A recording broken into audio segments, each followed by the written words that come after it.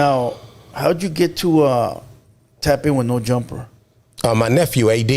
Yeah. Yeah, my nephew, AD. You know, AD was over there, and, you know, I used to always go over there. Every Tuesday, we'd leave the studio, and we would go over there, and, you know, when I walk in, they'd be on the show, and, you know, nephew would be like, man, OG Suicide in the building. You know, that's how it came about, OG Suicide in the building. He'd give you a shout out. Yeah, always, yeah. And you'd be up there just for support? Yeah, for sure. I was up there for, man, going to support nephew for about 2 years before Adam asked me to do an interview. He was like, man, I know it's a story there, and I've heard so much about you. You know, I would like to, you know, do an interview on you. And we did the interview, and, you know, people loved it. And then he was like, how would you like to, you know, have your own show, you know, up here, you know, with what you do, like me saving lives and, you know, uplifting and inspiring people. What was the show called? OG Suicide in the Building.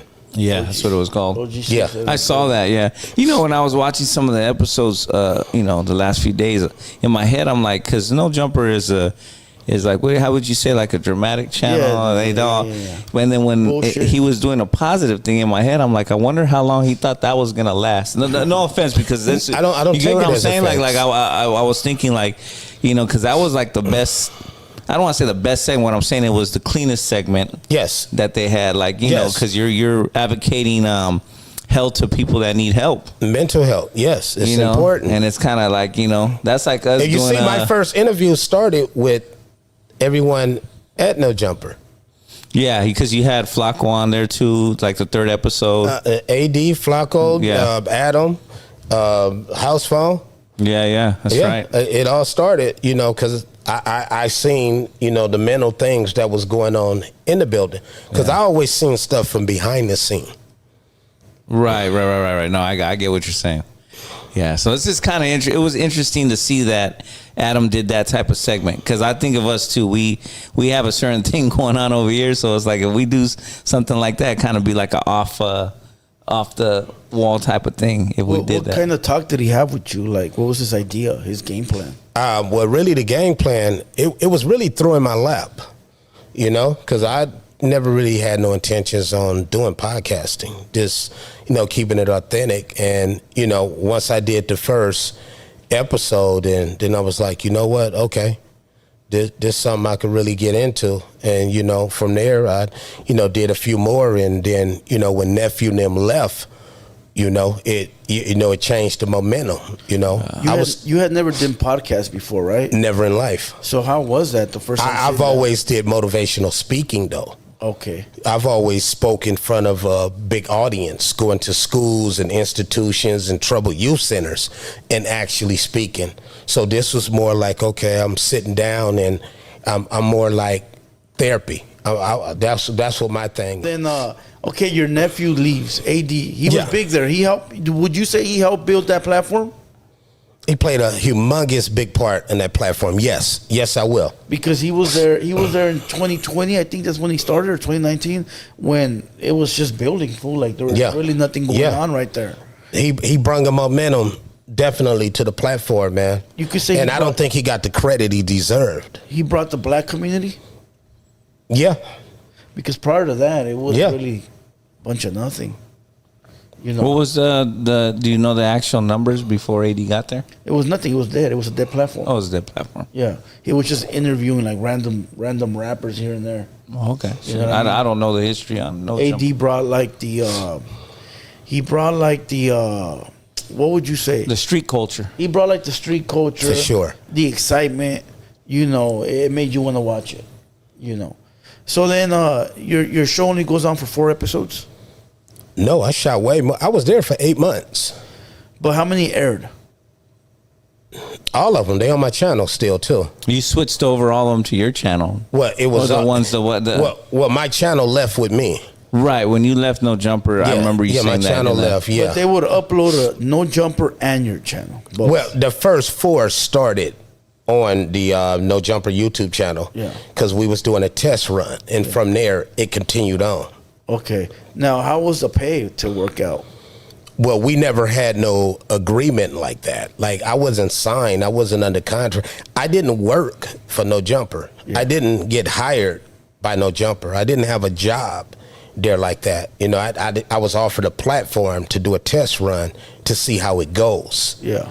And then when AD and them left, you know, the momentum shifted. You can just tell that the energy wasn't the same. So my thing was, you know, I was already planning on, you know, getting on, you know, and then it started being to a point where there was no time for me to actually film my shows.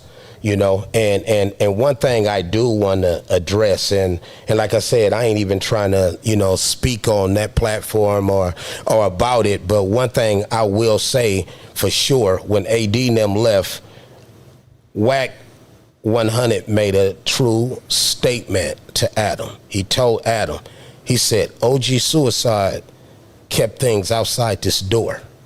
Yeah. He told him that, because when everybody left, cats definitely wanted to run up in there, you know, but cats were saying, man, you know, OG Suicide's still over there. I'm in the streets, homie. My ear is a part of the streets, you know, so I know what was going on, and I was hearing it. And when Wack told him that, Adam stated, well, we never had a prior conversation before. He lied to Wack. Because when all of that shit was going on and people was talking in the streets, I went in the office and I told Adam, I said, hey, you know, the streets are saying XYZ, homie, but I got you. You know, I really thought dude had my back. Yeah. So I got you. Like, I'm here with you. Yeah. And he was like, good looking, G. So we had a conversation prior to that. But when him and AD and everybody strictly AD, because AD is my nephew. When they start getting to going back and forth with each other, man, I'm not finna stick around here, dog. Yeah. I know what side of the fence I'm on. Yeah. Now, you pulled up there with a white chair. I thought it was scripted. Oh, no. It wasn't scripted. I mean, I went up there for charity. What are you going to do with that white chair? Charity. What does that mean?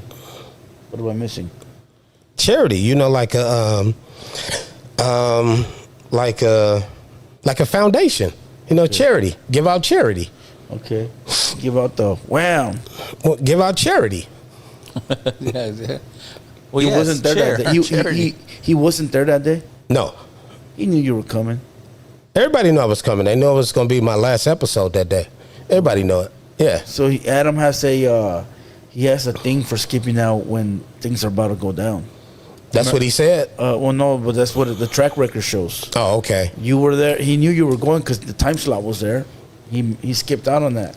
American-CHOLO was going to pulled up. He skipped out on that. That's right. I remember That's the day AD was there by himself? You talking about that day? Yeah, with the 100 Mexicans. Well, when AD stood there and stood grounds by himself with nobody? Yep. The only other one there was Duno. Yeah. Yeah, Duno, for sure. And AD, yeah. And he skipped out. So, I mean, his track record shows he's not trying to be part of the fuck shit. And, hey, it is what it is. Who wants to be part of the fuck shit? But when you create the fuck shit, it's like, do you ever show face? You know? I don't know. Like, that like, discussing them ain't something that, you know, that ain't what I came here for today. Yeah. You know, that's definitely not it. Yeah. But for sure, it's all good. We can keep going. One last thing before we switch that subject up. So when you left that day with the white chair, what were your thoughts? What you mean? Yeah, like, what were your thoughts? Like, man, this motherfucker got over on me. No, he didn't get over on me. I don't feel like he got over on me. Well, he still collect a paycheck for your videos. Them videos are on my channel. None of them are on his channel? No, I don't think so. Okay. Yeah, they're all on my channel. I'm just trying to spark up some bullshit. Oh, yeah. I don't feed in. That's right. That's it. You know? I just barely started. I'm like a can of oil. You can't out-slick me. I pay attention. Much success to them over there. They got a lot of views. They got a lot of views. Success to everybody. I noticed that my opinion on that channel is like they do their thing, but I noticed like they have so many people that come in and out. Like they go there to podcast, and then all of a sudden they have some type of fallout there. That's what I seen. You know, and I don't know, maybe because it's so controversial, there's so many different personalities, it gets crazy on there, and then it just seems like it's boom. Next group of that's what we were saying earlier. Next group of podcasters. Crib Mac was like, fuck, it's fucked up to say. You know, the mascot over there for a while. I mean, is that safe to say? I mean, I don't know.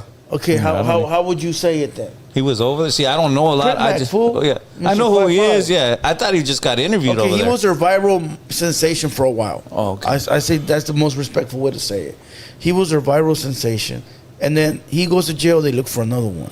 He gets busted. They look for another one. Right. So basically, they're just running through viral and even homies. good podcasters, because like AD and even LUSH, they're good podcasters, but sometimes they, like, your nephew's not there no more. There's other podcasters that ain't there no Do you more. think AD did a good thing by leaving? Because now he on top. I mean, he's doing good for himself. Great. Yeah. Yeah. He made a good decision. Yeah. The whole group did. Yeah. Now and before he left, me and him had a conversation as far as me still being over there. So we discussed that prior to him leaving. What did he say? We always talk. What did he say? Yo, Unc, if you stay over there, I'm gonna disown you. He would never tell me nothing like that, because I would never violate my nephew, and my nephew would never violate me. He know what it is. At that particular time, it was business, not personal. Yeah, that's what I'm saying. Business. And when a person starts speaking on family, then it goes to the next round. Yeah. Now AD a cool motherfucker, dog. Listen, when I started doing this shit, he tapped in right away, and he said, whatever, if I ever need his help, be right there. So all I can do is salute, and OG Moses, because he linked that up. Yep. OG Moses. Of course. So salute to OG Moses, salute to AD. And hey, listen, they're like #1 in the hip hop space right now. Oh yeah, on the West Coast, they automatically #1. They surpassed No Jumper. Maybe. I think they have, but between all their platforms, they're doing great. Yeah, salute them.